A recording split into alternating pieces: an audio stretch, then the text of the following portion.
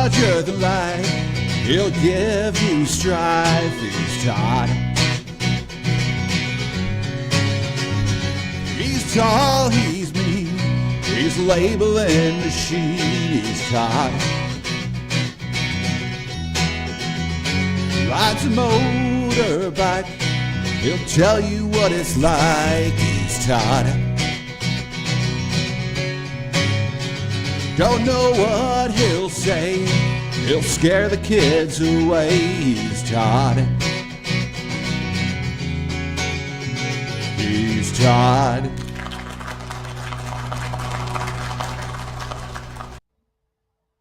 Hey everybody, welcome back to a special edition of BS with Todd. And normally I sit out here and we have different partners on, different manufacturers. We talk about how labeling relates to those manufacturers out in the field. Today I'm doing the same thing, but I'm doing it internally. And, Brother is a multifaceted company. Obviously, you've heard a lot about the labeling. We also, sewing machines, big business for us. The office machines, the MFC machines, copiers. And let's see what else. Oh, karaoke. Brother has a big karaoke division. But we also have gear motors again, and that's something that I know when I'm out in the field, I run into gear motors all the time. But a lot of people don't realize that Brother has a gear motor division. And today what we're going to try to accomplish is talking a little bit about Brother's gear motors. And with that being said, I don't know a damn thing about gear motors. So I invited an expert on here. All right. And we got Mina Morcos here is on the screen, and I'm going to let him introduce himself in a second. But the whole topic of the show is talking about how these two different divisions of Brother can work together. All right. And without further ado, Mina, thank you for coming on the show today.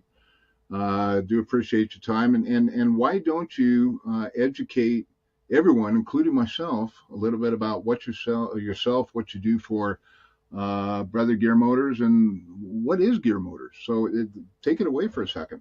Absolutely, Todd. First off, thank you so much for having me. I'm a massive fan. I've never thought labels could be so entertaining, but you've happened to accomplish that. Thank you.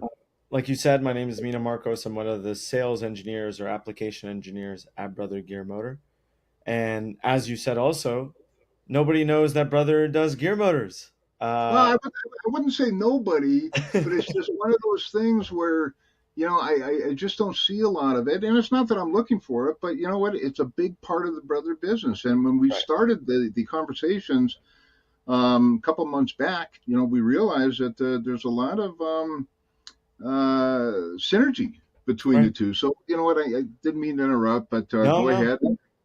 You hit it right on the head. So yeah, there's a lot of synergy, both in the sense of growing a business in general, as well as the industries and the people that we're talking to and the people that we're working with. Being that gear motor relative to the other divisions and businesses at Brother is relatively young or new, there's a lot of learning that our division is doing. There's a lot of hoops that we need to jump and things that we need to understand to kind of get our names out there. So although we're not known yet, except for the people that do know Brother Gear Motor, the lucky ones, obviously, one of the challenges that I'm excited to talk with you on is how do we penetrate the market? How do we get ourselves out there and really tell people what the differences are about our gear motors, what makes them great, things like that. But I guess before you even get to that, you've got to understand what a gear motor is. Right, Todd? Well, and my experience, I was talking to Mina earlier, my experience with gear motors are out in, Council, Tucky, Iowa, and grain silos and stuff like that. And I realized, because one of the sales individuals for my distributor mentioned something about I heard him over say something about gear motors. So I am very limited in my knowledge. So yeah, absolutely. If you could please tell people out there a little bit about gear motors and how they work in the industry. Absolutely. I'm going to try to make this as simple as possible. All right. Gear motors are extremely dumb, and the reason why I use that word is because it does or accomplishes such a simple task, and really that's just a rotation of a shaft. Okay, um, just like the name suggests, gear motor. There's a gearbox aspect to it. There's a motor aspect to it. Motors, as we know, they rotate or spin pretty quickly, and they don't have a lot of torque. But what if you want something that spins slowly with a lot of torque? That's where you jam on a gearbox, Mhm. and that's what becomes a gear motor. And so, what we're aiming for are people who need lower speeds, need the torque, and they're using this really dumb. And honestly, it's one of my favorite parts of the job. Is such a simple task for it to accomplish, like spinning something. Seeing people put that into an application and turn that into something way more complex, whether it's a robot, whether it's a blueberry or grape sorting machine to make wine, as one of our videos we recently shot in Napa Valley. That's always a really cool. Yeah, I didn't get to go on that trip, so uh, but it's always interesting and fun and exciting seeing what people can turn such a simple thing and such a simple task into. It's one of the best parts of the job. Okay, so essentially, it drives gears. It drives gears. You've got a motor that's spinning real quick, and it gets reduced. And by the time you get to the shaft, yeah, it's what do you do then to make something useful? So Wow, that's the simple idea of what a gear motor is. that's a hell of a sales pitch, man. I wish and I'm sure my customers wish I can condense my sales pitch down to something like that. But all right, so the you know a little bit about gear motors, and obviously those who have watched the series before know a hell of a lot about the labeling because I just go on forever. But one of the things that Mina and I were talking about earlier is that the synergies, right, in between the two, and just about everything these days. And I wrote down a bunch of stuff.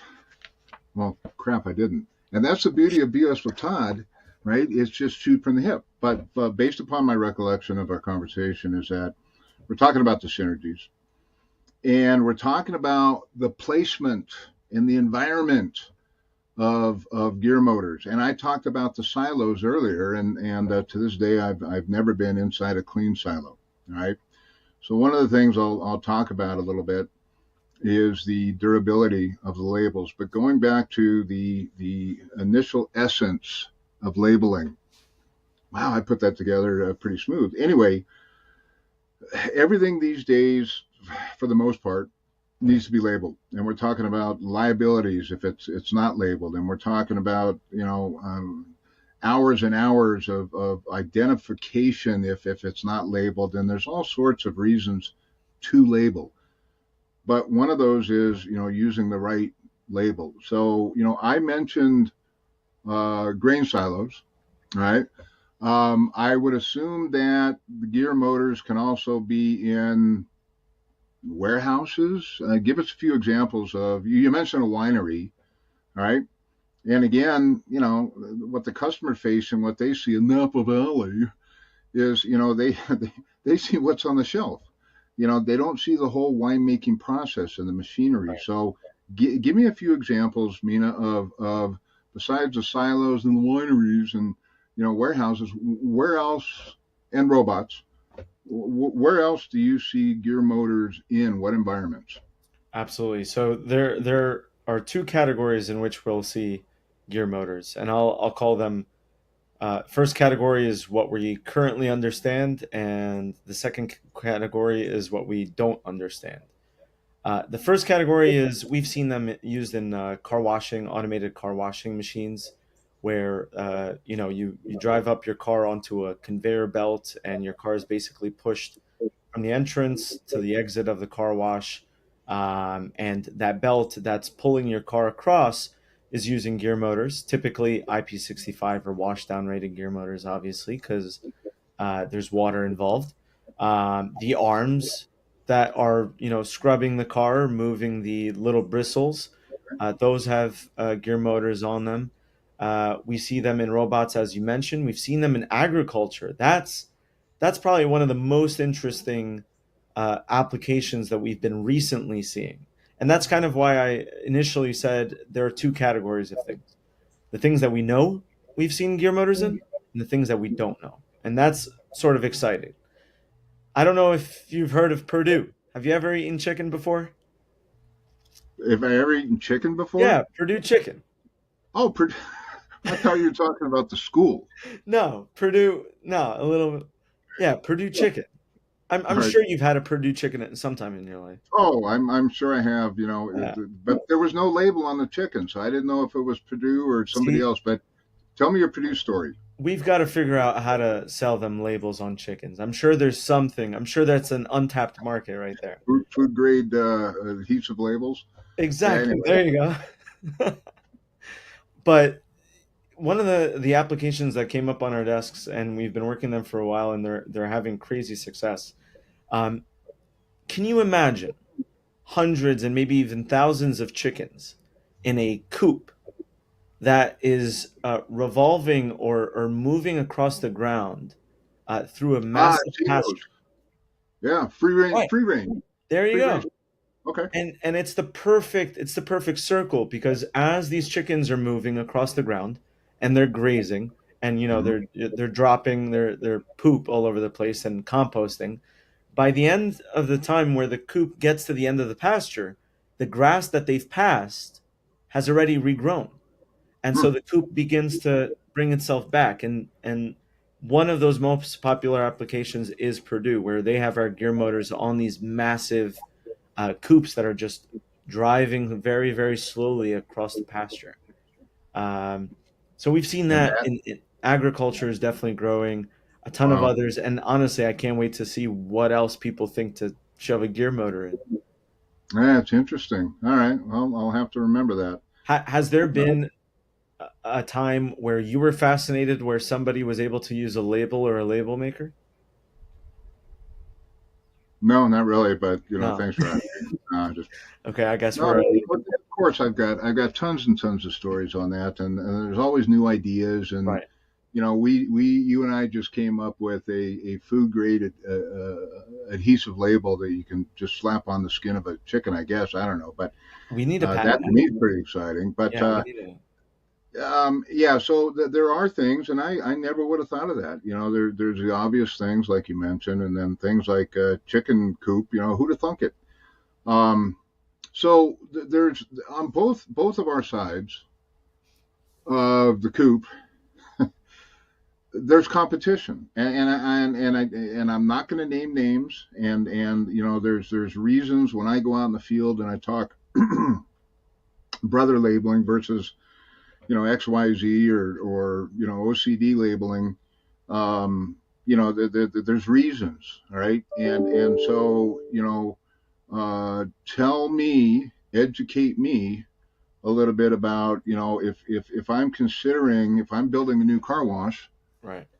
or I'm going to go into chicken farming. Why choose gear motors Right. over XYZ? Right. Well, first off, competition is great. Competition is a beautiful thing for the consumer. If we didn't have competition, people would be content. They wouldn't move forward into researching and developing and trying to innovate, right? And Right. so competition is a great thing. It keeps us on our toes, and it keeps us thinking, hey, how can we be better? How can we better fit the needs of a consumer? And therefore, there's always innovation, there's always progress. Uh, Now, where it comes to the point of where we compare to the competition or where we stand out are a couple of things. Mainly, one of the bigger things that we look into is efficiency. Now, efficiency boils down to a few things: cost effectiveness. And so, if you're losing less power, or if your gear motor is a lot more efficient, you're going to be saving on electricity.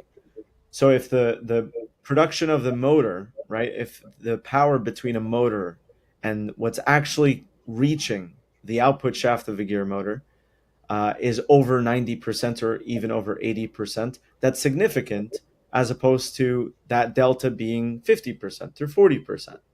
Hmm. Over the long time, that's going to save you a ton of money.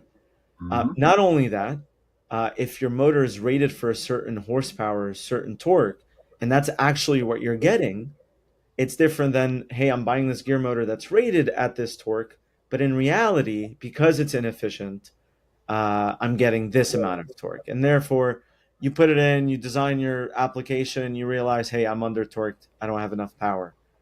Where that, or how we're able to accomplish that is the gearing. Now, Nisei is the factory that brother owns in Japan. They have been in the gearing business for a long time. Their expertise is in gearing, and one of our creme de la cremes, or one of our most proudest things, is our gearing style.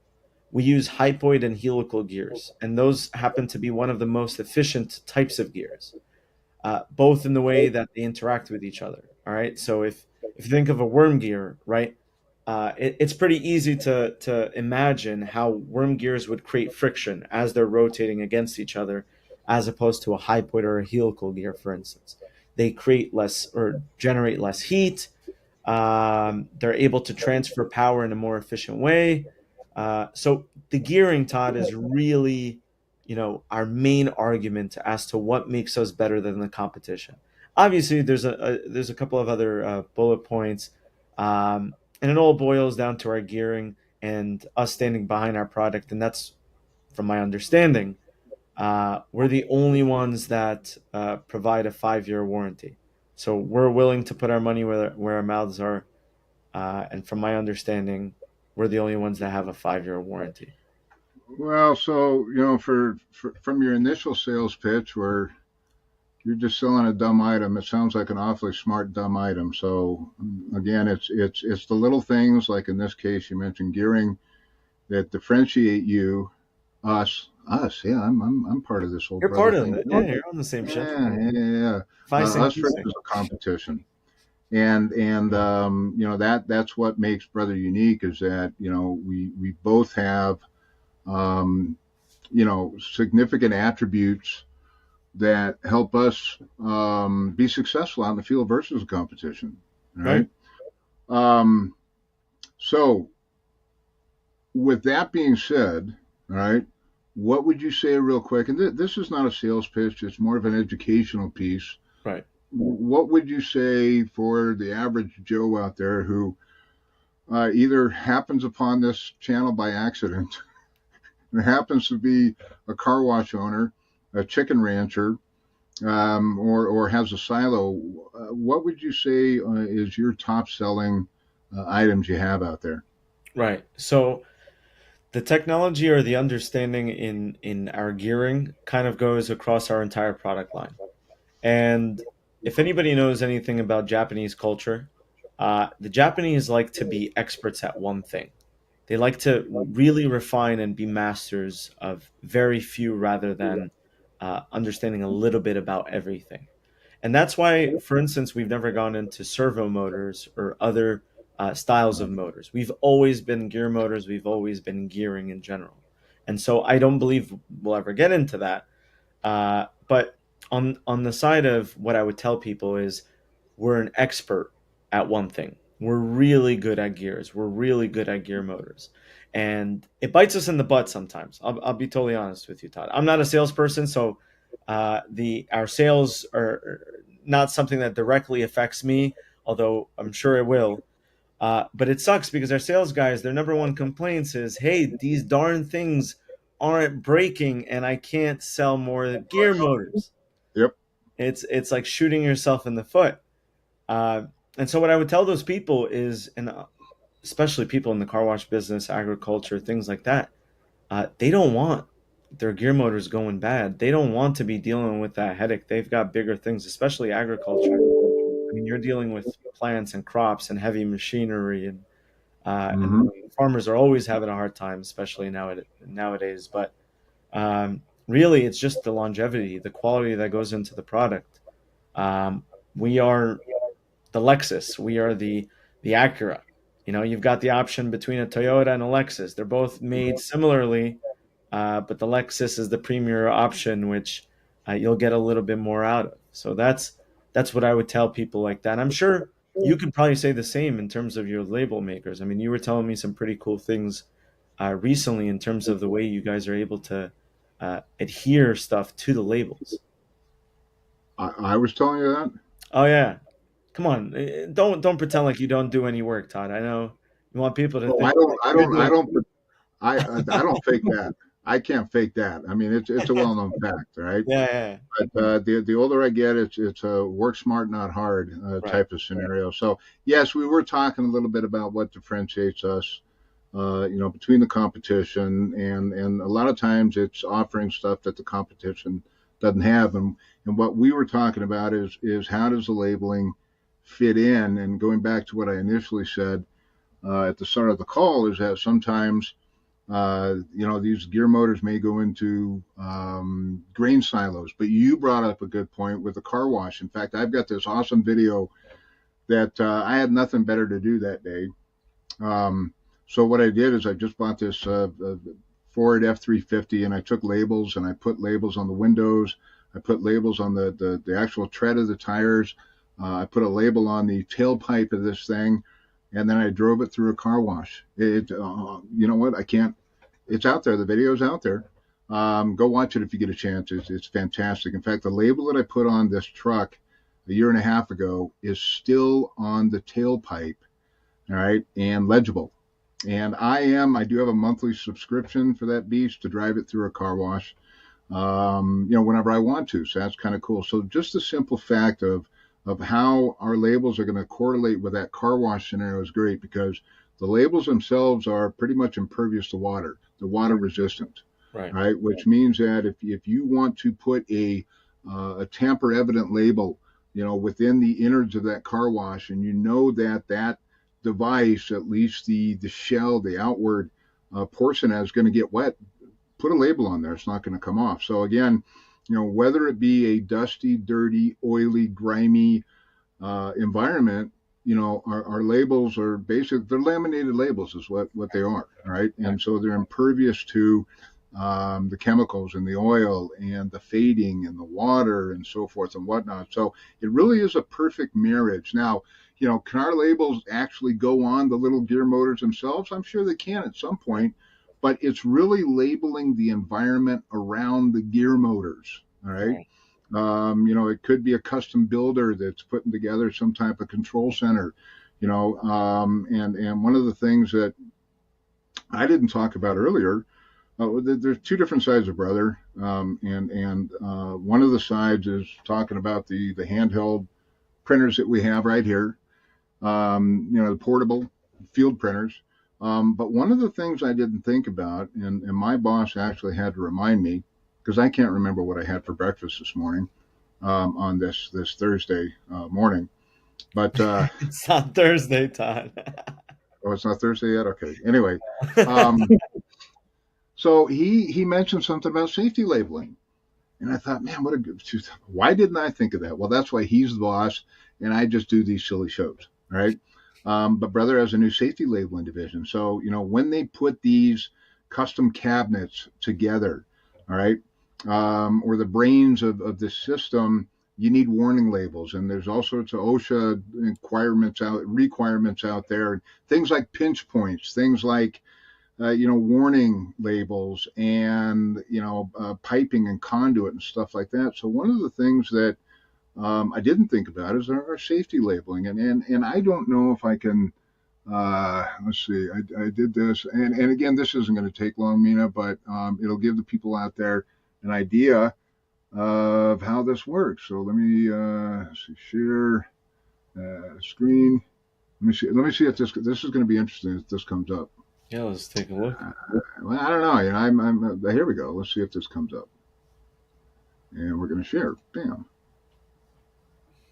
Okay, I can see it. I hope everyone else out there can see it. But one of the things we do again is the safety labeling. All right, and as you can see here, There's just all sorts of stuff that you can actually print on demand.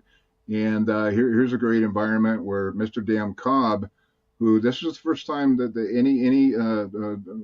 it exists where he's actually working. Dan Cobb, he's my counterpart in Wisconsin. So it's a print on demand. So instead of ordering through distribution or through a trophy shop or something like that, you can actually print off our software utilizing our materials. And again, there's a great one right there, warning hot surface, or pinch point, or, if there's any chemicals involved and stuff like that. And again, a lot of these labels are impervious to some of those nasty environments out there. Again, so that's real quick. That's one of the things that I wanted to share because I totally boneheaded that. All right, so I'm going to stop sharing now. There we go. So again, with what we offer on the labeling side, all right, whether it be just standard labeling up to 1.5 inches, all right, asset management is big, all right. So if you got a gear motor in there that is your property, put a barcode on it. Right. Right. It's an asset to the company. Right. One of the biggest pain in the butts, Todd, that we have on my end, one of the big tasks that I have just as my job overall is crossovers, which is, hey, I've got this gear motor from this company currently. Can you spec out something similar from your end? And I got to tell you, the biggest pain in the butt is getting a picture of a nameplate or a label where I just cannot read any of the specifications on there. And so if only one of your labels were on those, going through a car wash multiple times without washing off, that's awesome. Well, you know what? And again, it's just the little things that a lot of people don't think of. And so when I go into an environment, whether it be a data center, whether it be outside plant, there's a tendency to just look at the normal things, but then you start thinking outside the box and you think, okay, so how, whether it be a piece of cable or a piece of fiber, how can I put a barcode on there, for asset management or to make life easier as far as identification. So I'm really starting to preach, adding those barcodes to the typical alphanumeric stuff that we always see out there. And it's very important in my industry, which is low voltage, and low voltage is involved in your industry. I mean, I'm right there. We're part of the things that helps drive that gear motor and that machinery and, the timers on there and so forth and whatnot. So again, there is some really good synergy between the low voltage side, what you're installing out there and how labels, are critical, I would say, to the success of our products, because again, I'm out there putting my name on the product, and you and your sales folks are out there doing the same thing. We want to make life on them easier. God forbid should, something happen, to that particular product, or even as you mentioned, like a cross-reference. If there's no label on there, how the hell are you supposed to know, what it is? At that point, it's a guessing point. So again, keep liability in mind when you're labeling out there. Right, around any machinery, gear motors included, right? And then obviously, we've got the full gamut for everything else. And gear motors is one of these areas where, I had to look outside the box and really think, wow, it's a great thing. It's a great thing, but it's typically an industry that I don't kind of focus on. Right. So. One of the ways that you guys test for durability is whether things are able to wipe off or come off of the label, right? Oh, yeah. Is there... Yeah. I mean, we've got our part too, but what else goes into the durability of a label? Or even the label maker? The label itself, right? One of the things that sets us apart from the competition is that we actually print on the underside of the laminate, which adheres to the substrate. Well, that sounded pretty smart, didn't it? The big words like substrate. There you go. It's a little bit different than some of our competition, but at the end of the day, all right, if you're labeling in a nasty environment, all right, and it could be a car wash, it could be, I used to do a lot of work in Dallas Fort Worth for a major airline out there. That's all I'm going to say. So I had to recable. They were using IBM Type 1 cabling, and for those kiddies out there that know what I'm talking about and have ever had to terminate that, God bless UTP. All right. Or twisted pair. But anyway, dirty, nasty, filthy environment. And we're talking about jet fuel and oil and grease and grime and dirt and everything else.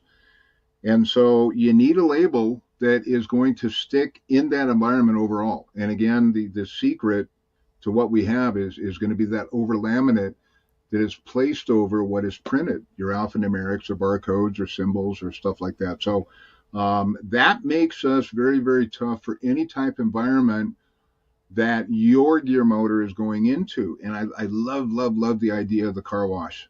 Right. I love it. All right. I may have to do, another car wash video after this. That would be really, really cool. But again, that is part of the synergy that we have.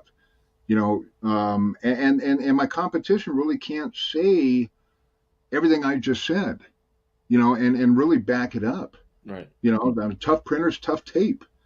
And you only want to go back. There's only two reasons you need to go back to address a label situation.